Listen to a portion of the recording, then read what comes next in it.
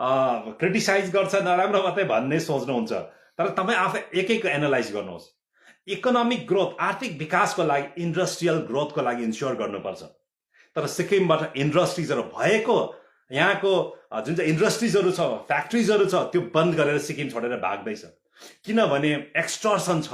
यहाँ सिक्किममा भएको फ्याक्ट्री इन्डस्ट्रिजलाई चाहिँ सबभन्दा ज्यादा सरकारले चाहिँ दग्दी दिँदैछ, दुःख दिँदैछ। उहाँहरूको ठुल्ठुलो कार्यक्रम गर्नु, इन्टरटेनमेन्ट गर्नुको लागि, मौज मस्ती गर्नुको लागि जम्मै यो फ्याक्ट्रीहरूबाट करोड करोड रुपियाँ पैसा मागिँदैछ। एक एकवटा फ्याक्ट्रीलाई कम्तीको 10वटा कि स्कर्पियो कि चाहिँ बोलेरो दिनै पर्ने वर्षमा दिनै पर्दैछ। उहाँहरूले दिएन भने उहाँहरूको जम्मै बिजनेसै ठप्प गरिदिन्छ।